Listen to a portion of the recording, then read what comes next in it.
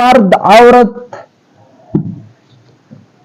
جس مرد یا عورت میں قربانی کی دنوں میں 4 باتیں پائی جاتی ہے تو اس پر قربانی واجب ہے: مسلمان ہونا، آزاد ہونا، صاحب نصاب، مقیم۔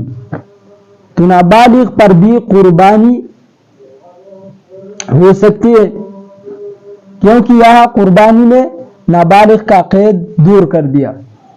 نمبر 1، مسلمان ہونا، لأنه قربۃ والکافر لیس من اہل القرب۔ قربانی عبادت ہے اور کافر کا عبادت قبول نہیں ہوتا، تو اس لیے قربانی عبادت ہے، عبادت کون کریں گا؟ مسلمان کریں گا۔ نمبر 2، آزاد ہونا، لأن العبد لا یملک۔ قربانی غلام پر واجب نہیں ہے کیونکہ وہ کسی چیز کا مالک نہیں ہوتا، تو لہٰذا پاکستانی سارے کے سارے یہ غلام ہے اور ان سب پر قربانی نہیں ہے، مبارک۔ نمبر 3، صاحب نصاب ہو۔ ابو ہریرہ رضی اللہ تعالیٰ عنہ کی روایت ان رسول اللہ صلی اللہ علیہ وسلم قال من كان له ساعة ولم يزح فلا يقربن مصلانا۔ جس کا طاقت اس نے قربانی نہیں کیا، مال ساتھ موجود ہے، تو ہماری عیدگاہ میں کے قریب بھی نہ آ جائے۔ تو یہ ہوا تیسرا نمبر۔ نمبر 4 جو ہے ہم نے کتنی پڑھی؟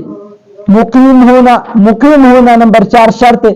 تو علی رضی اللہ فرمائے لیسا علی المسافر اضحیۃ، مسافر کی اضحیہ نہیں ہے۔ 4 باتیں ہیں کہ یہ 4 کسی میں پائی جاتی ہے تو اس پر قربانی ہو سکتا ہے۔ یہ ہماری ایک بات ہوئی۔ دوسرے نمبر بات کی طرف آتی ہے قربانی کی قربانی کا وقت ہو۔ قربانی کے میں سارے صاف الفاظ میں تھوڑا سا مسئلہ بیان کرنا چاہتا ہوں۔ قربانی خطبے کی بات کرنا ہے، امام عید کی نماز ادا ہونے کی بات کرنا ہے، جو جن لوگوں کی گاؤں والے رہنی ہے گاؤں میں رہتے اور ان لوگوں کا نماز عید نہیں ہے تو وہ پہلی بھی ادا کر سکتی ہے۔ لیکن یہاں جو مسئلہ ہے قربانی کی ادائیگی کا وقت شہر والوں کے لیے اس وقت شروع ہوتا ہے جب امام عید کی نماز پڑھا کر فارغ ہو چکا ہو۔ چنانچہ اگر کسی نے امام کی نماز ادا کرنے سے قبل یا ایام کے تشہد کی مقدار بیٹھنے سے قبل یہ قربانی کر دی تو اس کی قربانی درست نہیں ہوگی۔ دیہات، بستے اور قلعوں میں رہنے والوں کے لیے قربانی کا وقت 10 ذی الحجہ کی صبح صادق سے شروع ہوتا ہے۔ صبح صادق جب آ جائے تو بس پھر وہ قربانی کری جن لوگوں کا نماز اس روز میں نہیں ہے۔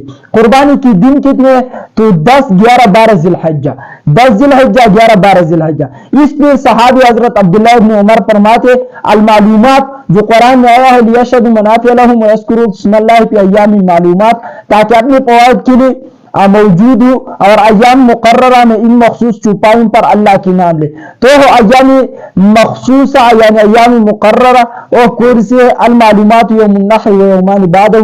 ایام معلومات سے مراد یوم النحر عید الاضحیٰ کی دن ہے اور اس کے بعد 2 دن ہے۔ تو کتنے ہوئے؟ 10 پر ذی الحجہ، 10 ایام النحر عید الاضحیٰ کا ہوتا ہے تو 2 اور باقی جمع کرو 11، 12۔